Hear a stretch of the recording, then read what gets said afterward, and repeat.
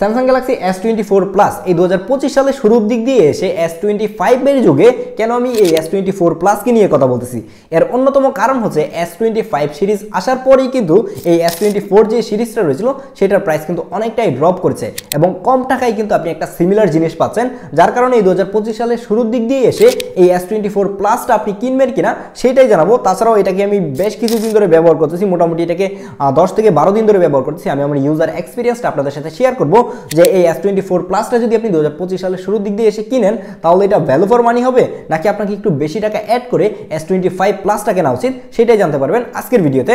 আপনি S24 plus কিনেন কিংবা S20 অথবা S25 আলট্রা কিনেন, যাই কিনেন না কেন কিনতে পারেন কিন্তু আপনি বসুন্ধরা সিটিতে থাকা MK মোবাইল পয়েন্ট থেকে। MK মোবাইল পয়েন্ট কিন্তু খুবই ট্রাস্টেড একটা শপ, আপনি চাইলে যে কোনো ডিভাইস কিন্তু তাদের কাছ থেকে পারচেজ করতে পারেন। তাদের কাছে কিন্তু ইউজ ফোনের পাশাপাশি আপনি যে কোনো ধরনের ব্র্যান্ড নিউ ডিভাইস পেয়ে যাবেন, তাদের ব্যাপারে সকল কিছু ডিটেইল থাকছে ডেসক্রিপশন বক্সে। এই S24 প্লাসের ডিজাইনটা যদি আপনি দেখেন তাহলে দেখবেন যে এইটার ডিজাইন S23 এর ডিজাইন এবং S25 এর ডিজাইন সবগুলাই সিমিলার। আমি ভিডিওর ম্যাক্সিমাম জায়গায় হয়তোবা এটাকে S24ই বলবো, কিন্তু না, আপনারা বুঝে নেবেন যে এটা আমি S24 প্লাসকে নিয়ে কথা বলতেছি। তো এই S24 প্লাসটার ডিজাইনের মধ্যে কোনো ধরনের চেঞ্জেস নাই, লাস্ট 3 বছর ধরে আমরা সেম ডিজাইন দেখতেছি। জাস্ট S25 সিরিজে এসে এইটার ক্যামেরার মধ্যে একটা রিং বসায় দিচ্ছে, যে রিংও নাকি আমাদের জেরি রিং বাই উঠায় ফেলে দিছে।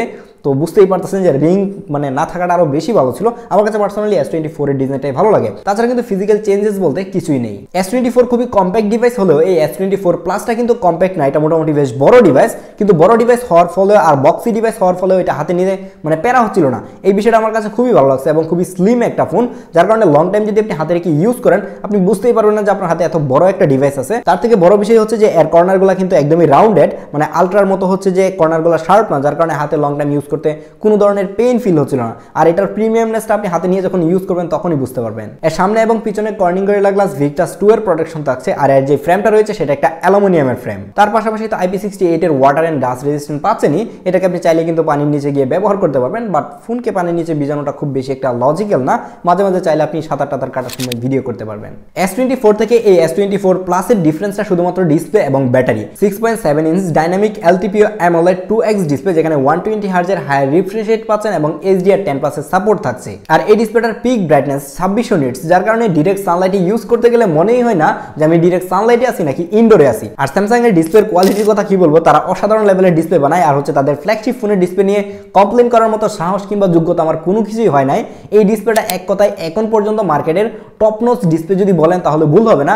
এখনো যদি S25 আলট্রার সাথে নিয়ে কম্পেয়ার করেন তাহলেও মনে হয় যে এটাকে মানে 19-20 করে আপনি রাখতে পারবেন, এটাকে খুব বেশি একটা পিছায় দিতে পারবেন না। S25 প্লাসের ডিসপ্লের বেজেলটা দেখবেন যে আরেকটু ন্যারো হয়েছে, তাছাড়া খুব একটা ডিফারেন্স কিন্তু আপনি দেখতেই পাবেন না। এই ফোনটা যখন আপনি হাতে নিয়ে ইউজ করবেন তখন আপনার কাছে মনে হবে যে আপনি হাতে একটা ডিসপ্লে রেখে ইউজ করতেছেন, ফোনের বর্ডার টর্ডার কিছুই নাই। আর এটা টাচ রেসপন্স কিংবা এটার কালার নিয়ে কথা বলার মতো সাহস ভাই আমার হয় নাই, যার কারণে এগুলো নিয়ে কথা বলতেছি না। আর এটার মধ্যে মিসটাচ হওয়ার তো কোনো চান্সই নাই, যেহেতু এটা একটা ফ্ল্যাট ডিসপ্লে। আর এই ডিসপ্লেটার নিচের দিকে একটা আলট্রাসনিক ফিঙ্গারপ্রিন্ট সেন্সর থাকছে, যেটা খুবই ফাস্ট, মানে হাত ভেজা থাকুক কিংবা হাত শুকনা থাকুক, মানে আপনি যে কোনো অবস্থাতে হাত জাস্ট লাগানোর সাথে সাথেই কিন্তু খুলে যায়, যেটাই আলট্রাসনিকের মজা। এবং দেখা যায় যে বর্তমান সময়ে অনেক লাখ টাকার ফোনেও তারা অপটিক্যাল ফিঙ্গারপ্রিন্ট সেন্সর ইউজ করে, যেটা দেখেই মানে মেজাজটা খারাপ হয়ে যায়। সেই জায়গায় কিন্তু স্যামসাং অনেক আগে থেকেই এই ধরনের আলট্রাসনিক ফিঙ্গারপ্রিন্ট সেন্সর ব্যবহার করে আসতেছে, যেটা আমার কাছে অনেক অনেক বেশি ভালো লাগে। ডিসপ্লে নিয়ে যেহেতু কথা বলতেছি, ডিসপ্লে ইস্যু নিয়েও কথা বলা দরকার। এখন হয়তো অনেকে আমাকে জিজ্ঞেস করবেন যে S24 প্লাসের মধ্যে ডিসপ্লে ইস্যু আছে কিনা, মানে গ্রিন লাইন কিংবা পিঙ্ক লাইন পড়বে কিনা। এটা একদমই শিওর বলা যাচ্ছে না, এটার মধ্যে গ্রিন লাইন কিংবা পিঙ্ক লাইন পড়ে যেতে পারে, এটা একদমই নর্মাল বিষয়, কারণ অ্যামোলেড ডিসপ্লেতে এখন গ্রিন লাইন পড়বে স্বাভাবিক। এবং এই S24 প্লাস কিংবা S24 অথবা S24 আলট্রা সবগুলোতেই গ্রিন লাইন পড়ে, মানে এই রিস্ক নিয়েই আপনাকে ফোন কিনতে হবে। লাখ টাকা দিয়ে ফোন কিনবেন কিন্তু রাতে আপনাকে একটু কম ঘুমাতে হবে, এটাই স্বাভাবিক। এই S24 প্লাসটা কিন্তু দুইটা ভেরিয়েন্টে পাওয়া যায়, একটা স্ন্যাপড্রাগন ভেরিয়েন্ট এবং একটা এক্সিনোস ভেরিয়েন্ট। আমার হাতে যেটা রয়েছে সেটা এক্সিনোস ভেরিয়েন্ট, কারণ বাংলাদেশে ইউজড মার্কেটে খুব একটা স্ন্যাপড্রাগন পাওয়া যায় না। আর স্ন্যাপড্রাগন পাওয়া গেলেও সেগুলোর প্রাইস কিন্তু এটা থেকে 2-4 হাজার টাকা বেশি হয়ে থাকে, যার কারণে মেবি দোকানগুলো রাখে না। এটার মধ্যে কিন্তু এক্সিনোসের 24004 ন্যানোমিটারের যে চিপটা রয়েছে সেটা ইউজ করা হয়েছে, এবং এটা যে স্ন্যাপড্রাগন ভেরিয়েন্ট রয়েছে সেটার মধ্যে কিন্তু আপনারা স্ন্যাপড্রাগন 8 Gen 3 যে চিপটা রয়েছে সেটা পেয়ে যাবেন। আপনি যদি স্ন্যাপড্রাগন চিপ নেন তাহলে এই এক্সিনোস থেকে ডিফারেন্সটা যে জায়গায় পাবেন সেটা হচ্ছে ব্যাটারি ব্যাকআপ এবং ক্যামেরা কোয়ালিটি এবং পারফরমেন্স, তিনটার মধ্যে কিন্তু আপনি ডিফারেন্স দেখতে পাবেন। আপনি দেখবেন যে আমার হাতের এই এক্সিনোস ভেরিয়েন্ট থেকে আপনি যদি একটা স্ন্যাপড্রাগন ভেরিয়েন্ট দিয়ে এটার সাথে সাইড বাই সাইড ছবি তুলেন তাহলে দেখবেন যে ছবির মধ্যে একটু প্রসেসিং এর মধ্যে ডিফারেন্স রয়েছে এবং ওটাতে একটু বেটার পারফর্ম করতেছে। পারফরমেন্সে তো অবশ্যই স্ন্যাপড্রাগনটা এগিয়ে থাকবে। তাছাড়াও ব্যাটারি লাইফের দিকেও দেখবেন যে ব্যাটারি ব্যাকআপ এই এক্সিনোস থেকে স্ন্যাপড্রাগন একটু বেশি দিচ্ছে। আর একটা মজার বিষয় আপনাদেরকে জানিয়ে রাখি, এটা আমি জানি না কতজন বিশ্বাস করবেন, এই S24 প্লাস এবং S24 যেটা রয়েছে দুইটা ক্যামেরা তো সিমিলার, আপনারা সবাই জানেন, কিন্তু আমি এটা নিয়ে কথা বলতে চাচ্ছি। আমি বলতে চাচ্ছি যে S23 যেটা রয়েছে সেটার স্ন্যাপড্রাগন ভেরিয়েন্টের সাথে S24 এর যে এক্সিনোস ভেরিয়েন্ট রয়েছে সেটাকে যদি আপনি side by side camera comparison করেন তাহলে দেখবেন যে সামটাইমস S23 যেটা রয়েছে সেটার ক্যামেরা এই S24 থেকে বেটার। বিশ্বাস হচ্ছে না? আমি আপনাকে আই কার্ড এবং ডেসক্রিপশন বক্সে টিকটক চ্যানেলের একটা লিঙ্ক দিয়ে দিচ্ছি। রানা ভাই কিছুদিন আগে এই ভিডিওটা করছে, তো সেই ভিডিওটা যদি আপনারা সাইড বাই সাইড দেখেন তাহলে আপনারা বুঝতে পারবেন যে S24 এর এক্সিনোস ভেরিয়েন্ট থেকে S23 এর যে স্ন্যাপড্রাগন ভেরিয়েন্ট রয়েছে সেটা বেটার পারফর্ম করছে। তার মানে কি আপনাদেরকে এটা বলতে চাচ্ছি যে আপনি এক্সিনোস ভেরিয়েন্টটা কিনেন না বা এই এক্সিনোস 2400 যে চিপটা রয়েছে সেটা ভালো না? ব্যাপারটা একদমই এরকম না। হ্যাঁ, এই চিপটাও খুবই ভালো, খুবই পাওয়ারফুল এবং খুবই ভালো ছবি তুলতে পারে, কিন্তু স্ন্যাপড্রাগনের সাথে কোনো অবস্থাতে আপনি এটাকে মানে একই সাথে মিলায় না। এই এক্সিনোসটা একটু পিছিয়ে থাকবে, এটাই স্বাভাবিক। এর ডিফারেন্সটা যে আকাশ পাতাল ব্যাপারটা এরকম না, 19-20 ডিফারেন্স। মানে এটা দেখার পরে আপনি যে এক্সিনোস থেকে একদম দূরে সরে যাবেন ব্যাপারটা এরকম না। আপনি চাইলে এক্সিনোসটা ট্রাই করতে পারেন, কিন্তু গরমের দিন আসতেছে সামনে, কি পরিমাণের গরম হয় সেইগুলো নিয়ে এখন আর কথা বলা যাচ্ছে না। হয়তো বা গরম হলে হতেও পারে, কিন্তু এর পারফরমেন্স খারাপ না। আপনি চাইলে কিন্তু যে কোনো ধরনের গেম প্লে করতে পারবেন। রেগুলার লাইফে ইউজ করতে গেলে এই ফোনটাকে আপনি আরো অনায়াসেই 4 থেকে 5 বছর আপনাকে খুবই ভালো সাপোর্ট দিবে। ল্যাগ হ্যাংয়ের দেখা পাবেন না। হ্যাঁ, অবশ্যই যে লাখ টাকা দিয়ে একটা ফোন কিনে ল্যাগ হ্যাংয়ের কথা চিন্তা করলেই মানে মেজাজ খারাপ হবে, ব্যাপারটা এরকম।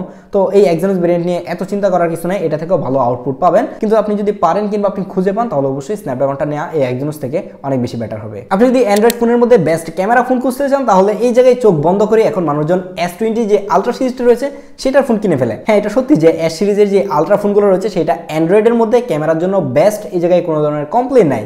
কিন্তু এই ধরনের যে বেস ভেরিয়েন্টগুলো রয়েছে মানে আলট্রা না, S24 অথবা S25, S25 প্লাস যে ফোনগুলো রয়েছে সেগুলোর ক্যামেরা কি অবস্থা? সেগুলো কি আলট্রা লেভেলে পারফর্ম করতে পারে? কখনোই না।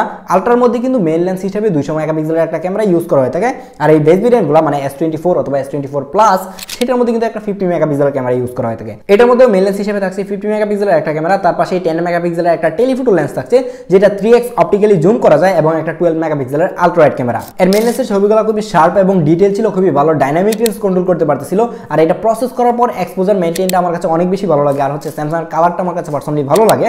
তাছাড়া এই যে স্যামসাং এর যে প্রসেসিং সময়টা মানে ছবি তোলার পরে যে একটু অনেক বেশি সময় নিয়ে প্রসেস করে, যে বিষয়টা আমার কাছে একটু বিরক্ত লাগে। কিন্তু একটু আগে আমি আপনাদেরকে যেটা বলছিলাম যে এটার মধ্যে 50 মেগাপিক্সেল ইউজ করা হয়েছে আর হচ্ছে আলট্রার মধ্যে 200 মেগাপিক্সেল, তার মানে কি ডিফারেন্সটা আকাশ পাতাল হবে? ব্যাপারটা একদমই এরকম না। ওইটাতে 200 মেগাপিক্সেল হওয়ার ফলে ওইটাতে একটু বেশি ডিটেল থাকে, এটাতে একটু কম থাকে। কিন্তু এটা যেহেতু আপনি কম টাকায় পাচ্ছেন তার মানে এই দামে আপনাকে সন্তুষ্ট করার মতো ছবি কিন্তু আপনি পাবেন। তার পাশাপাশি এটাতে যেই 3x টেলিফোটো লেন্সটা রয়েছে সেইটা দিয়ে যদি আপনি পোর্ট্রেট ছবি তোলেন সেগুলো তো একদমই DSLR লেভেলের উঠতেছিল। কিন্তু আমার হাতে যে ইউনিটটা রয়েছে মানে এই S24 প্লাস, এইটা দিয়ে কেন জানি আমি সামহাও টেলিফোটো লেন্সটা দিয়ে ক্লিয়ারলি ছবি তুলতে পারতেছি না। আমি যখন আরও মোটামুটি 6 থেকে 7 মাস আগে S24 এর যে বেস ভেরিয়েন্টটা রয়েছে সেটা রিভিউ করি, সেটা কিন্তু একটা এক্সিনোস ভেরিয়েন্টই ছিল। তো ওইটার মধ্যে দেখলাম যে খুবই ক্লিয়ার এবং ডিটেল ছবি দিতে পারতেছিল। কিন্তু কেন জানি আমার হাতের এই S24 প্লাসটার টেলিফোটো লেন্স দিয়ে আমি এই আগের মতো আর পোর্ট্রেটগুলো তুলতে পারতেছিলাম না। ছবিতে প্রচুর নয়েজ এবং গ্রেইন আসতেছিল, খুব বেশি ক্লিয়ার এবং ডিটেল ছবি দিতে পারতেছিল না। এখন আমি শিওর না যে আমার হাতের এই ইউনিটটার মধ্যে এই প্রবলেম নাকি অন্যান্য S24 প্লাস যেটা রয়েছে সেটার মধ্যে এই প্রবলেম রয়েছে। আপনারা হয়তো এই স্যাম্পলগুলো দেখে আইডিয়া করতে পারতেছেন লো লাইট এবং ডে লাইট বোথ টাইমে কিন্তু এই প্রবলেমটা আমি ফেস করতেছিলাম। আমার কাছে মনে হচ্ছে যে সামহাও হয়তো আমার এই ইউনিটটাতে প্রবলেম থাকতে পারে। সেলফি ক্যামেরা নিয়ে কথা বলতে আমি বরাবরই ভুলে যাই। সেলফি ক্যামেরাতে থাকছে একটা 12 মেগাপিক্সেলের ক্যামেরা, যেটার ছবিও খুবই ভালো ছিল, খুবই শার্প এবং ডিটেল ছবি দিতে পারতেছিল। কালারটাও খুবই ন্যাচারাল ছিল, যদিও কিন্তু একটু স্যাচুরেটেড ছবি তুলে স্যামসাং সবসময়, তারপরে কিন্তু এর কালারটা খুবই ন্যাচারাল ছিল এবং দেখতে খুবই সুন্দর লাগতেছিল। আর সেলফি ক্যামেরার পোর্ট্রেট মোডের ছবিগুলো খুবই ভালো ছিল, খুবই ভালো এজ ডিটেক্ট করতে পারে এবং পোর্ট্রেট মোডে ছবি তোলার পরেও কিন্তু ফেসটার মধ্যে স্মুথনেস নিয়ে আসে না বা ফেসকে সাদা করে দেয়, এই ধরনের কোনো কিছু নাই। একদমই মানে ট্রু কালারটাই দিতে পারতেছিল, যেটা আমার কাছে অনেক বেশি ভালো লাগছে। আপনারা হয়তো সবাই জানেন যে S সিরিজের ফোনগুলো দিয়ে 8K তে ভিডিও করা যায়, যেখানে কিন্তু এখন পর্যন্ত আইফোন 8K এর কোনো সাপোর্ট দিচ্ছে না। তো চলুন এর প্রত্যেকটা লেন্সের ভিডিও স্যাম্পল দেখে আসি। এটা হচ্ছে এর মেইন লেন্সের পোর্ট্রেট ভিডিও। এর পোর্ট্রেট ভিডিও দিয়ে আপনি সর্বোচ্চ 4K 30fps ভিডিও রেকর্ড করতে পারবেন এবং এটাতে আপনি 1x এবং 2x দুইটা অপশনই পেয়ে যাবেন, আপনি দুইভাবে ভিডিও করতে পারবেন। তো এটা দিয়ে যে পোর্ট্রেট ভিডিও এজ ডিটেক্ট বুঝতেই পারতেছেন কতটুকু ভালো করতে পারে। এর এজ ডিটেক্ট নিয়ে আমার মনে হয় যে কারো কোনো কমপ্লেন থাকবে, খুবই ভালো এজ ডিটেক্ট করতে পারে। কিন্তু ভিডিওতে দেখলাম যে অনেক বেশি কন্ট্রাস্টই করে, মানে কালারটাকে অনেক বেশি কন্ট্রাস্টই করে দেয়। কালার মোটামুটি ন্যাচারাল থাকে, একদম ন্যাচারাল যেটা বলবো না, একটু স্যাচুরেটেড করে, কিন্তু দেখা যায় যে অনেক বেশি কন্ট্রাস্টই করার ফলে দেখেন যে চুলগুলো অনেক বেশি মানে কালো দেখায়। চুল যদিও কিনা এতটা কালো না এবং যেই শ্যাডো সাইডগুলো রয়েছে সেগুলোতে মানে অনেক বেশি ডার্ক করে ফেলে। তো এই বিষয়গুলো আমার কাছে একটু খারাপ লাগছে। মানে ন্যাচারাল যদি ভিডিও করা যেত তাহলে পরবর্তীতে কিন্তু কালার করে একটু মানে নিজের মতো করে কাস্টমাইজ করে প্রফেশনালি ইউজ করা যেত। তো ওই সুযোগটা কিন্তু থাকছে না। তারপরেও এটাকে আপনি প্রফেশনালি ইউজ করতে পারবেন। আর এখন যে সাউন্ডটা শুনতে পাচ্ছেন এই সাউন্ডটা ফোনটাও কিন্তু এটা দিয়ে রেকর্ড হচ্ছে। আর আমি ছাদে এসে ভিডিও করতেছি, পিছনে আশেপাশে যেদিকে তাকাচ্ছি শুধু মানে কাপড় চাপড় নাড়ানো। এটা হচ্ছে এর ফ্রন্ট ক্যামেরার পোর্ট্রেট ভিডিও। এই পোর্ট্রেট ভিডিওতে আপনি সর্বোচ্চ 4K 30 fps ভিডিও রেকর্ড করতে পারবেন, এবং এটা খুবই ভালো ব্যাপার যে 30 fps ভিডিও রেকর্ড করা যায়। এখন আমি এটা ব্লার লেভেলটাকে বাড়িয়ে দেবো। এখন হচ্ছে বাই ডিফল্ট এটা 5 করা থাকে, এটাকে আমি হচ্ছে এখন 7 করে দেবো। এই হচ্ছে এখন ফুল ব্লার লেভেল করা। আমার হাত একদম পুরোটা মানে লং করে দেওয়ার পরে এরকম একটা ফ্রেম পাবেন, কিন্তু আমার কাছে মনে হচ্ছে ফ্রেমটা যদি আরেকটু হোয়াইট হতো তাহলে বেশি ভালো হতো। তো এটা থেকে আপনি এরকম একটা ভিডিও পাবেন, এবং ডাইনামিক রেঞ্জ কতটুকু ভালো রাখতে পারে দেখতেই পারতেছেন, পিছনে সূর্য। তো এটা থেকে আপনি ভালো একটা ভিডিও পাবেন, এবং স্টেবিলাইজেশন যদি চেক করি খুবই ভালো স্টেবল ভিডিও দিতে পারতেছে। আর সাউন্ডটা কিন্তু এটা দিয়ে রেকর্ড হচ্ছে, তো সাউন্ড বুঝতেই পারতেছেন। আমি ছাদে এসে ভিডিও করতেছি, শুধু কাপড় চুপড়ের ভিতর দিয়ে ঘুরতেছি, তো এইসব একটু ইগনোর করতে হবে। অ্যান্ড এর সেলফি ক্যামেরার ভিডিও মানে মোর দেন এনাফ। আমার কাছে মনে হচ্ছে যে এর থেকে ভালো ভিডিও আসলে ফোন থেকে পাওয়া খুব একটা যায় না। যারা এই S24 প্লাসটা কিনবে কিংবা এটা পছন্দ করে, আমার কাছে মনে হয় যে দুইটা কারণেই পছন্দ করার কথা। সেটা হচ্ছে যে এটা ডিসপ্লে বড়, আর হচ্ছে এটার ভিতরে থাকা ব্যাটারিটা বড়। আর এটার মধ্যে কিন্তু ব্যাটারি হিসেবে থাকছে 4900 mAh এর একটা ব্যাটারি। হ্যাঁ, 5000 থেকে 100 কম ইউজ করা হয়েছে, কিন্তু এটার ব্যাটারি ব্যাকআপ সত্যি বলতে খুবই ভালো ছিল। আপনি যদি এটাকে ফুল চার্জ করে আপনি বের হন, মোটামুটি একদিন আপনি অনায়াসে পার করে দিতে পারবেন। এটা থেকে খুবই ভালো ব্যাটারি ব্যাকআপ পাচ্ছিলাম। ব্যাটারি নিয়ে আমার মনে হয় না যে কারো কোনো ধরনের প্যারা হবে। এটা থেকে অনায়াসে কিন্তু আপনি 7 থেকে 8 ঘন্টা স্ক্রিন অন টাইম পাবেন। কিন্তু দেখা যায় যে ডিপেন্ড করবে আপনি আসলে কতটুকু ইউজড ফোন কিনতেছেন, কিংবা আপনার ফোনটা আগে কে ব্যবহার করছে, এগুলোর উপরে কিন্তু ডিপেন্ড করবে। তাছাড়া যদি নতুন ইনটেক কিনেন তাহলে অনায়াসে কিন্তু এটা থেকে আপনি 8 ঘন্টার মতো স্ক্রিন অন টাইম পেয়ে যাবেন। আজকের ভিডিওটা অনেক বেশি লম্বা হয়ে গেছে, আমি কথা বলতে বলতে একদম গলা ভেঙে ফেলছি। Video shooting time maybe 30 minute পার হয়ে গেছে, হয়তো আপনারা দেখতেছেন 15 কিংবা 16 মিনিট। এখন মূল কথা হচ্ছে যে এই S24 প্লাসটা এই 2025 সালের শুরুর দিক দিয়ে এসে আপনি কিনবেন কিনা। আমি বলবো যে S25 প্লাস কিনা থেকে S24 প্লাসটা কিনা অনেক বেশি ভালো হবে, কারণ ওইটার মধ্যে কোনো ধরনের ডিফারেন্স নাই। জাস্ট আলট্রাওয়াইড লেন্সটা চেঞ্জ হয়ে 12 মেগাপিক্সেল থেকে 50 মেগাপিক্সেল হয়েছে, যেটা আহামরি চেঞ্জ আমার কাছে মনে হয় না যে এত টাকা বেশি দিয়ে S25 প্লাসটা কেনা উচিত। আজকের ভিডিওটা এখানেই শেষ করছি। আপনার পকেটে যদি টাকা বেশি থাকে কিংবা আপনার মনে হয় যে না আপনার S25 প্লাসটাই লাগবে, তাহলে আপনি চাইলে ওটা কিনতে পারেন। যদি মনে করেন বেস্ট ভ্যালু ফর মানি দরকার, তাহলে এই S24 প্লাসটা দেখতে পারেন, অবশ্যই স্ন্যাপড্রাগন ভেরিয়েন্টটা।